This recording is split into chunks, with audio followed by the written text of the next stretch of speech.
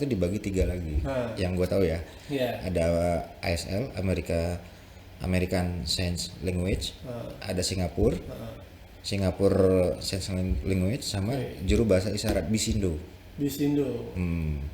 Ya kalau untuk ininya pesan gue juga ini ya, untuk yang pertama area pendidikan. Ya, jadi pendidikan ini jauh lebih merata lah gitu loh. Jadi baik orang-orang yang untuk yang orang normal maupun untuk orang-orang yang berkebutuhan khusus gitu loh. Jadi itu supaya merata gitu loh, dan negara hadir di sana.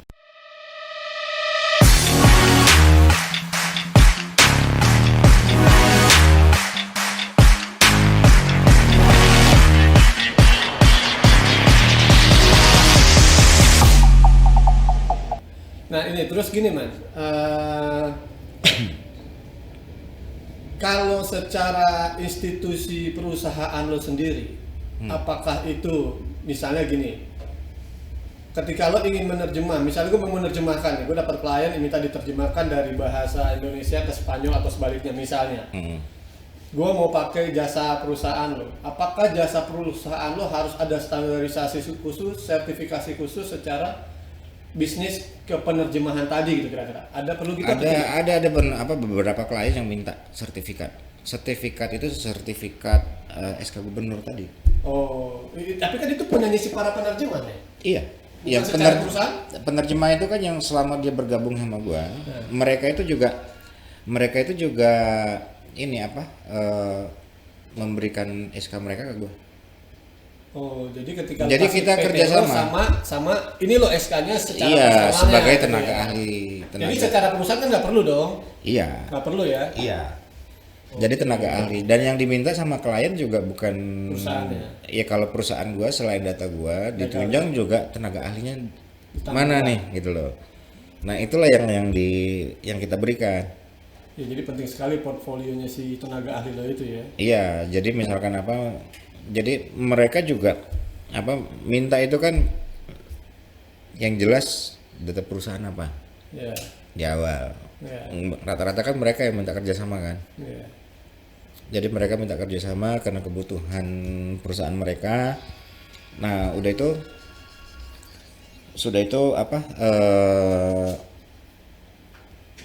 nanti kalau misalkan mereka mau menerjemahkan dokumen, nah mereka biasanya ada 1-2 lah yang mau minta SK. Oke. Nah, sebagai acuan gitu loh, bener nih di nuansa ada penerjemah tersumpah gitu loh. Yes. Nah, setelah itu kita kirimkan, baru mereka kirimkan ke kita dokumen-dokumen tadi. Iya. Kebutuhannya apa? Jadi kita harus lihat juga. Jadi kita fungsi kita itu sebenarnya memilah kebutuhan klien ini maunya apa, gitu loh. Nah terus ini tadi lo bilang kan ada yang penerjemah teks, kemudian ada penerjemah verbal. Selama perjalanan lo di 13 tahun ini kurang lebih, paling banyak lo dapet klien mana? Teks atau verbal? Teks. Mana sih yang lebih sulit sebenarnya antara keduanya itu? Yang lebih sulit? Nggak ada yang sulit sih. Biasa saja? Iya. Oke. Yang paling lebih menantang lah kalau bahasanya Pak. Hah? Serunya seru mana? Seru yang teks atau seru yang dapat order verbal? Ya sama-sama menarik semuanya juga. Sama-sama menarik memang? Iya, sama-sama menarik, punya triknya masing-masing. Oh, beda penanganannya? Beda penanganannya. Dan dua-duanya asik? Iya, dua-duanya menyenangkan semua gitu. Menyenangkan ya buat Iya. Kalau boleh disuruh milih ini mah semuanya gue pilih. Karena lu udah tahu selangnya tadi ya, udah dunia lo lah ya. Iya, lu dimanapun lu bisa kerja, nggak harus di Jakarta. Lu di ujung dunia pun lu bisa kerja selama ada akses internet juga aja. Iya. Jadi orang-orang itu kan baru zaman COVID nih 2019 ya. Iya. Kerja 2020 lah. Iya 2020 kan. Kerja dari rumah. Gua dari tahun 2009 itu udah dari rumah kerja. Asik banget ya, di rumah aja menghasilkan ya kan. Iya. Awal-awal kan memang banyak bahasa terus. Awal-awal kan dulu saat merintis itu gue 2009 tiap hari gue ngiklan juga. Saat itu kan iklan masih enak, nggak berbayar. gue pokoknya target itu sehari 20 iklan. Sehari gue masukin 20 iklan di Google. Kurang lebih 2 sampai 3 tahun lah gue iklan tiap hari tuh. Dan lo continue. Nah, di atas tahun keempat, tahun kelima gue udah gak iklan lagi. Karena orang udah kenal. Gue hidup dari sampai saat ini gue hidup dari mulut ke mulut. Udah get customer lagi, terus rekomendasi orang terus lah tuh udah ya. Iya. Dan lu bisa menjaga kepercayaan itu. Wajib. Jadi rahasia dokumen perusahaan kita jaga, kepercayaan orang juga kita jaga. Kuncinya itu kan gue kebayang gini men, ketika lo menerjemahkan verbal saja, lo kan menjadi tahu apa yang dibicarakan oleh klien lo. Bisa jadi kan yang dibicarakan itu hal-hal yang juga sampai ke tingkatan sangat sensitif dan sangat secretly kan gitu tuh. Iya. Begitu apalagi dokumen teks kan itu tuh. Iya. Itu gimana lo bisa meyakinkan diri lo orang-orang itu aman buat lo, orang-orang penerjemah lo aman buat kelangsungan usaha lo. Kan kalau ada komplain pasti lo yang dicari sama klien lo. Iya. Ada nggak yang nakal? Ya alhamdulillah sih enggak. Mudah-mudahan enggak ya. Ya janganlah. Tapi rekan-rekan lo yang lain atau yang punya profesi seperti lo ini pernah nggak ada kejadian begitu? Yang pernah lo dengar? Yang dituntut? Iya. Sampai saat ini belum sih. Belum, memang benar-benar ya ketat di situ ya. Iya, karena kita juga kan sebagai perusahaan penerjemah juga menjaga lah hidup kita di situ kan. Oh, makannya juga di situ ya. Makannya kita di situ. Masa kita mau main-main? Ya kan kali ada kalau di film-film, ayo lo gue Sandra, gue tau dokumen lo kan kira-kira gitu tuh. Iya. Ya pokoknya kita kasih service sampai klimaks lah. Oke, sampai puas betul-betul. Sampai puas, makanya mereka kan rata-rata referensi dari si A, si B, si C gitu loh. Ya berlanjut terus lah gitu loh. Men, kalau yang di dunia seperti lo ini banyak gak sih men di Indonesia? Gua mungkin masuk salah satu yang beruntung ya. Yang beruntung itu tahun-tahun 2009 tadi? Iya 2009, 2008 itu masih sedikit. 2008 masih jasa transit ini sedikit? Masih sedikit. Tahun-tahun segitu. Jadi masih belum banyak lah. Kalau sekarang sudah rame. Sekarang lebih rame lagi gitu loh. Tapi lu sudah di atas. Ya sudah ada dasar customer ya. Tapi nggak usah takut, terjemahan itu banyak Jul, nggak sanggup lu kerja. Dengan yang ada sekarang institusi perusahaan translator yang seperti lo itu masih juga nggak sanggup. Iya, ini contoh, gue punya penerjemah yang sudah jadi biro penerjemah juga. Ini kadang sampai hari ini ngasih kirim data ke gue. Masih nggak sanggup juga ya, masih luber ya. Iya. Ya kita sharing aja, gue ada kerjaan apa, kita sharing gitu loh. Bisa nggak pegang ini project ini? Bisa nggak pegang project ini? Gila pasarnya berarti masih lu nggak usah takut. Ini rezeki itu udah diatur kok. Enggak, iya artinya rezeki diatur gue sepakat. Tapi artinya pasarnya memang gila banget ini sebenarnya ya. Iya. Dan orang yang bermain di sini walaupun saat ini sudah semakin banyak masih nggak sanggup menangani permintaan pasar yang sebanyak ini gitu ya? Iya. Karena pasar itu masih sangat luas. Karena makanya lo ini harus banyak ya seperti lo sebenarnya perusahaan-perusahaan ini seperti lo ini harus tambah banyak harusnya ya. Iya. Karena gue tuh yang jelas itu udah ada 4 orang yang jadi penerjemah. Yang dari penerjemah menjadi biro. Mereka ini udah buka kantor-kantor sendiri nih. Gitu loh. Ya kita tetap kerja sama sampai sekarang. Iya. Apa yang bisa gue support gue bilang gitu loh. Mereka pun juga misalkan butuh apa-apa juga pasti lari ke gue. Iya. Mas butuh ini gitu. Pasti gue support. Iya. Ya makanya nggak usah khawatir. Iya. Karena kebutuhan kita juga Indonesia sih negara yang seksi ya. Sangat seksi men ya. Seksi. Nah makanya dijaga. Iya. Jangan ada rusuh-rusuh lagi. Iya. Itu. Sudah cukup itu lah ya. Iya. Pandemi kan udah susah nih ya kan. Jangan sampai kasihan yang bawah-bawah gitu loh. Iya. Ya kalau gue bilang sih rusuh itu atau kejadian pandemi itu atas bawah semua menjerit lah men. Iya. Kan kayak zaman pandemi kemarin, zaman yang rusuh-rusuh kemarin. Yeah. Ya itu kan rugi kitanya gitu loh. Ekonomi nggak bagus gitu loh. Kita jadi susah semuanya gitu loh. Setuju men. Ya makanya ya kalau bisa ya jaga Indonesia lah gitu. Yeah. Semakin banyak kita kerjasama dengan orang, karena Pak Indonesia ini dilirik juga. Karena gue bisa ngelihat apa Indonesia ini ya namanya gue boleh dibilang garda terdepan Jul. Garda terdepan. Kenapa gue bilang garda terdepan Indonesia ini gimana gitu loh? Karena gue tahu siapa aja investor yang mau masuk ke Indonesia. Ya, berdasarkan dari data-data yang masuk ke gue. Karena kan mesti diterjemahin sama lo tadi tuh. Nah, informasi awal lo tahu jadinya kan? Iya. Oke, tapi gue tertarik tadi bahasanya ya ini entahlah lari dari topik atau tidak. Tapi siapapun yang menyaksikan ini, gue sangat sepakat dengan Bro Seno tadi. Jagalah Indonesia, kira-kira gitu ya, no ya. Iya. Karena Indonesia itu seksi, beragam peluang itu ada di sini. Yang mau masuk ke Indonesia pun banyak, sehingga nanti siapapun bisa menikmati kuenya di Indonesia, termasuk kita sendiri yang di Indonesia, kira-kira gitu ya. Nah ini no, tadi kan kita ngobrol-ngobrol di luar ya sebelum kita bahas di sini, ada hal yang sangat luar biasa buat gua. Bicara translate tadi kan sudah dijelaskan sama Bro Seno, ada nerjemahin teks, ada nerjemahin verbal. Nah ini satu lagi ada yang menarik, itu bicaranya bahasa isyarat ya no. Yeah.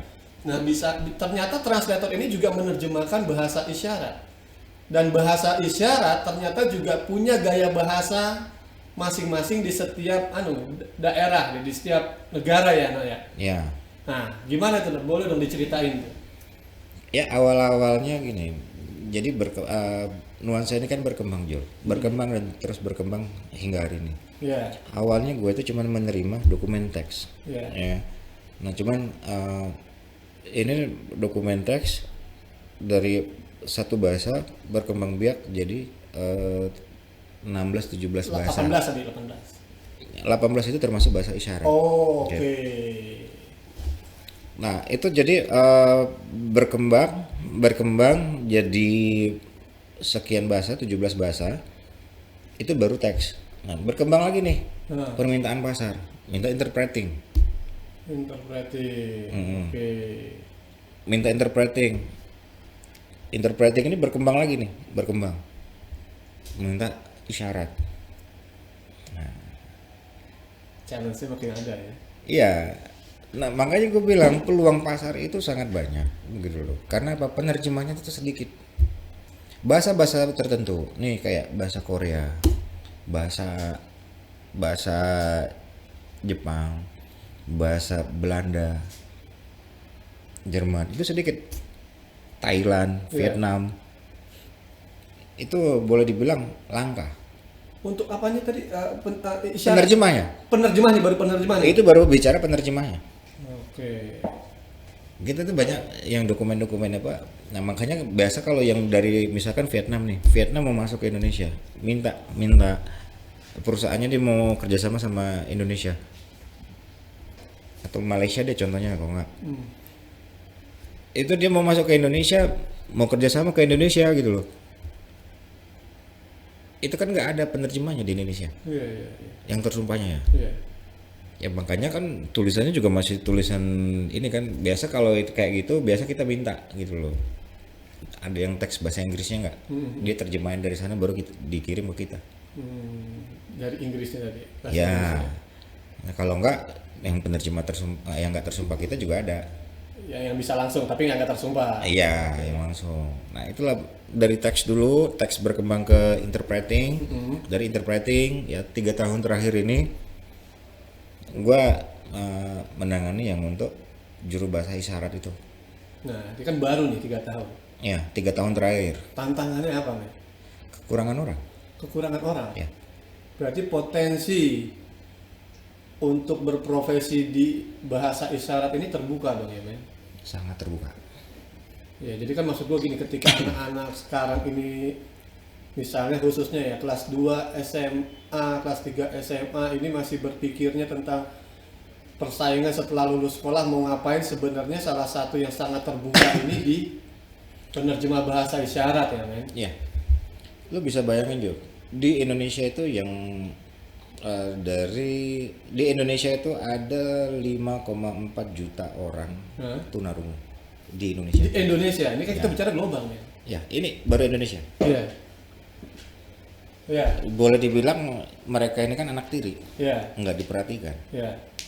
Lu bisa ngelihat mereka itu juga, kalau lu nggak punya duit, lu nggak bisa nyekolahin anak lu. Pendidikan sekarang mahal. Nah, ya kan, pendidikan mahal. Orang-orang yang berkebutuhan khusus itu jauh lebih mahal biayanya. Iya benar. Dan sudah biayanya lebih mahal, mereka juga dianaktirikan, disisihkan. Iya kan. Sekarang ini masih sebatas asal aja lah. Yang penting ada lah. Yang penting ada. Seolah-olah difasilitasi lah lo. Iya. Padahal mereka itu kalau gue bicara sama yang mentor-mentor mereka gitu loh, banyak yang perlu diperhatikan lagi ke depannya, apalagi penyetaraan lah.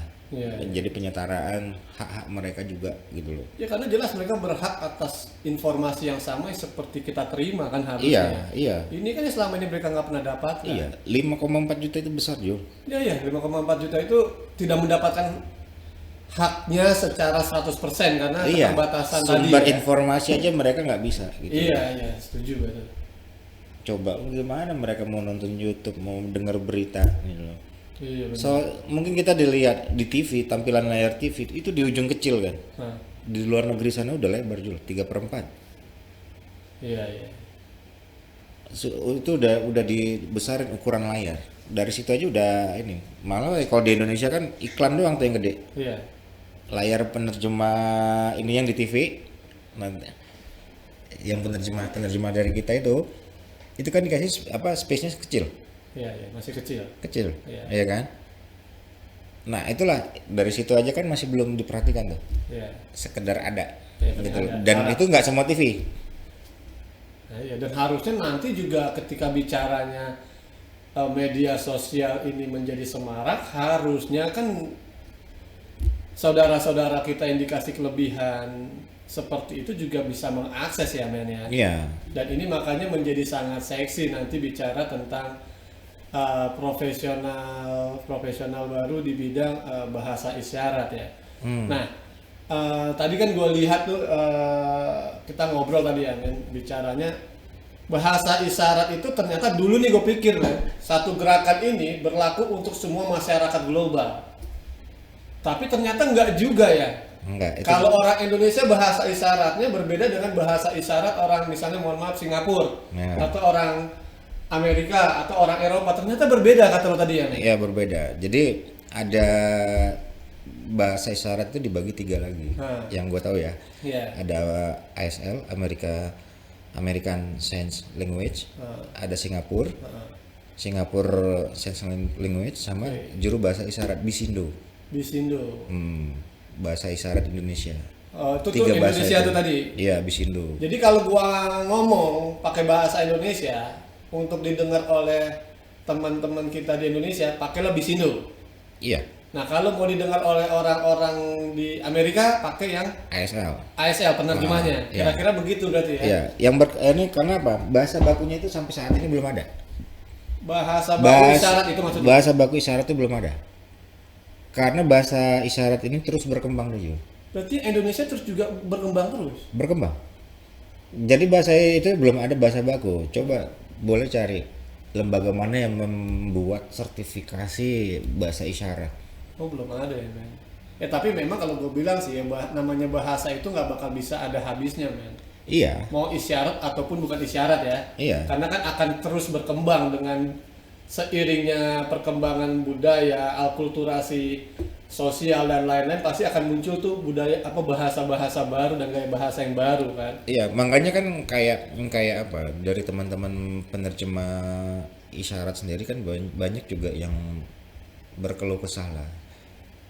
Jadi kita juga sebagai kantor penerjemah juga jangan cuma cari profit. Iya. Tapi kita juga harus memperhatikan gitu loh teman-teman yang punya keistimewaan tadi. Yang keistimewaan tadi dipikirkan juga gitu loh. Karena banyak beberapa event yang internasional lah kita diminta untuk mengisi gitu loh. Misalkan klien ini orang Amerika gitu loh. Jadi mereka mau tampilkan di YouTube, source-nya YouTube gitu loh. Tapi yang menerjemahkan ini cuman sebagai penerjemah Amerika aja misalkan. Nah, sedangkan orang kita kan nggak ngerti bahasa isyaratnya Amerika. Iya, iya.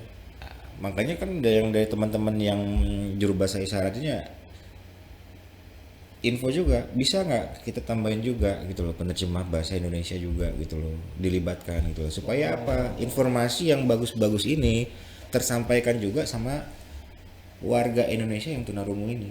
Iya, ini keren nih. Jadi profesi translatornya Nuansa Translator ini nggak sekedar bicara profit saja secara entrepreneur, tapi bicaranya bagaimana bahasa itu bisa dimengerti dan bisa punya arti. Artinya gini, teman-teman kita yang memiliki keistimewaan tersebut, yang punya kebutuhan khusus tersebut, itu juga punya hak atas setiap informasi yang datang ke kita, datang ke Indonesia, kan kira-kira begitu ya.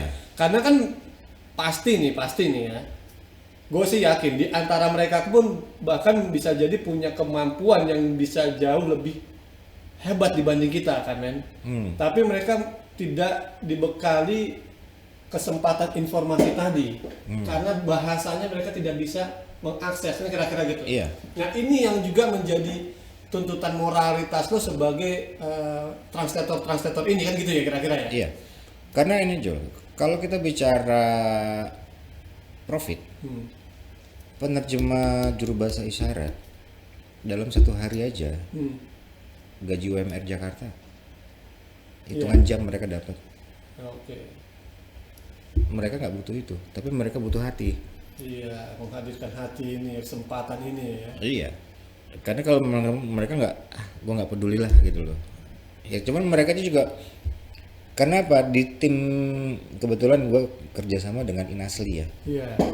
Teman-teman yang ada di Inasli, jadi kita juga sempat diskusi lah gitu loh, diskusi mengenai teman-teman yang tunarungu gitu loh, lebih diperhatikan gitu loh, karena saat ini kan masih ya asal ada tadi yang gue bilang. Kasihan amin.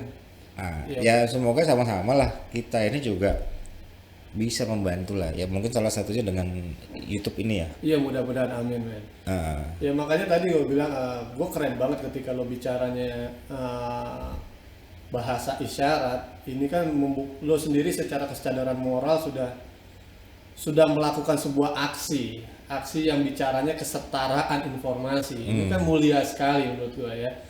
Nggak semata-mata ini bicara berbisnis saja.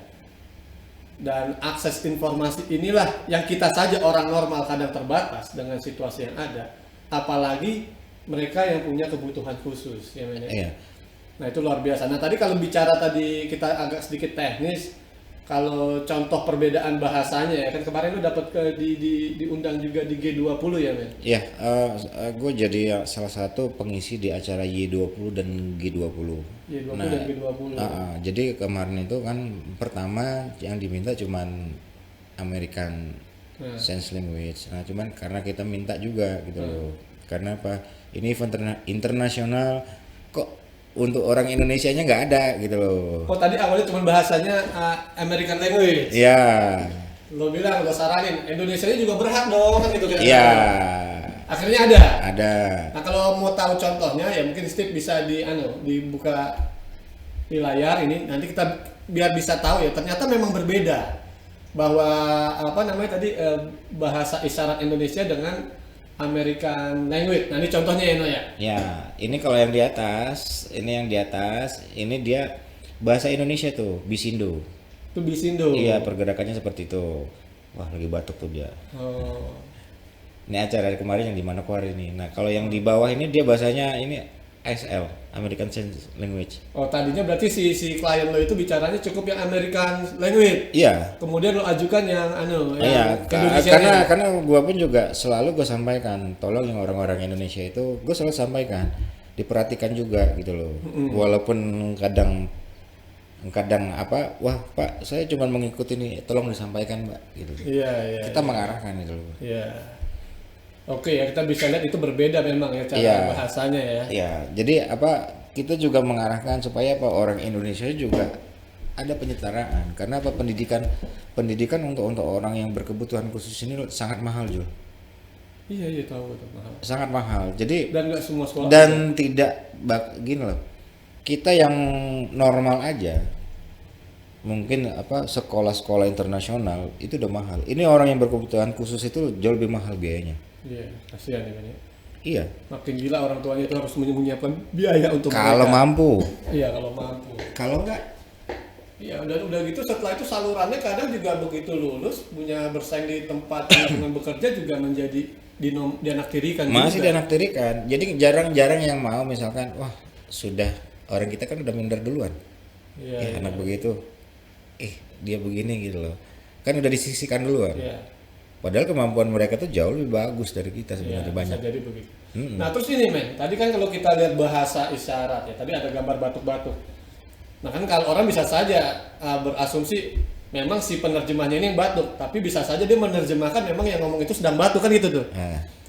Nah kadang kan mimiknya juga kadang musuh kadang-kadang kan karena itu kan dia leneh gitu loh. Dia itu kan sebenarnya kan banyak. Jadi penerjemah isyarat ini berat. Tugasnya berat. Yang pertama apa?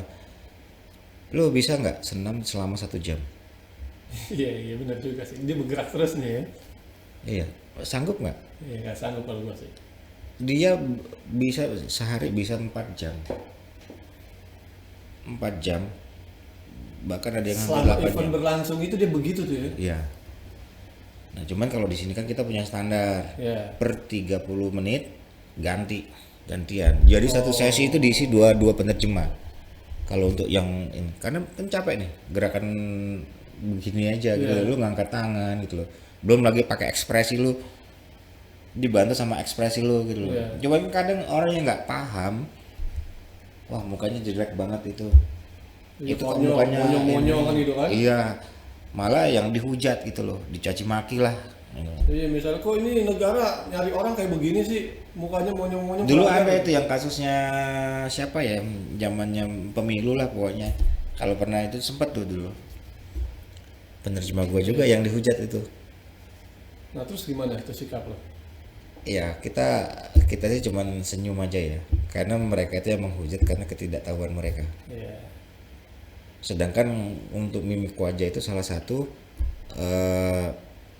pergerakan gitu loh, menerjemahkan. Makanya ada gerakan mulut membantu gitu loh, mimik muka gitu loh. Itu salah satu ekspresi kan dalam menyampaikan bahasa gitu loh. Makanya orang banyak nggak tahu, cuman tahu menghujat itu karena ketidaktahuan mereka. Ya kita maklumin aja lah gitu loh. Karena mereka memang tidak tahu ya kan. Iya. Dan mudah-mudahan seiring waktu semakin banyak teman-teman yang mau memberanikan diri mengambil profesi yang menurut gue selain mendatangkan profit juga punya nilai kemanusiaan, nilai kemuliaan yang luar biasa ini, baik yang bahasa isyarat maupun yang bukan bahasa isyarat. Kenapa gue bilang punya kemuliaan? Karena lu menyambungkan komunikasi, membuka akses informasi, sehingga yang tadinya bisa menjadi salah paham menjadi saling mengerti kan itu. Ketika semuanya saling mengerti, maka apa yang diinginkan bisa berjalan dengan baik kan kira-kira gitu ya. Makanya gue bilang profesi translator ini profesi yang gue sendiri minim akan informasi ternyata punya banyak arti. Di akhir pembincangan kita inilah gue minta dari lo memberikan pesan moral ya sebagai seorang entrepreneur ataupun bidang yang lo gelutin ini kepada siapapun yang menyaksikan acara ini. Boleh nggak? Ya kalau untuk ininya pesan gue juga ini ya, untuk yang pertama area pendidikan. Ya jadi pendidikan ini jauh lebih merata lah gitu loh. Jadi baik orang-orang yang untuk yang orang normal maupun untuk orang-orang yang berkebutuhan khusus gitu loh. Jadi itu supaya merata gitu loh, dan negara hadir di sana. Gitu loh. Karena ini kan masih menyentuh kalangan-kalangan tertentu aja. Ya kan. Nah untuk kami nih yang bergerak dan hidup di dunia penerjemahan gitu, ya peluang itu masih sangat banyak. Bisa dibayangkan di Indonesia untuk juru bahasa isyarat itu Itu yang ini cuma 30 orang. 30 orang satu Indonesia. Jadi 30 orang satu Indonesia, dan itu yang orang normalnya kurang lebih ada 18 orang. Selebihnya yang 12 orang tunarungu. Oke. Gitu loh. Jadi kita juga masih sangat kekurangan orang. Ya karena apa? Ya harus cepet-cepet lah. Dan ini juga orangnya juga sudah sepuh-sepuh. Harus ada regenerasi yang baru. Gitu loh. Ya kesempatan di sana itu kalau teman-teman semuanya masih mau belajar, di sana peluangnya besar. Jadi untuk pertama itu peluang penerjemah itu juga sangat terbuka luas Jul. Ya semoga lah Indonesia jauh lebih baik lagi ke depannya. Amin. Oke, kita akhiri obrol asik kita bareng Bro Ruseno Wibowo. Semoga semakin sukses ya bro. Amin. Kemudian semoga Indonesianya pun juga semakin hadir dalam memberikan hak-hak informasi kepada semua warganya. Ya udah, terima kasih banyak ya bro. Sampai ketemu lagi nanti. Semoga sukses terus buat lo. Amin. Sehat-sehat terus Jul. Amin.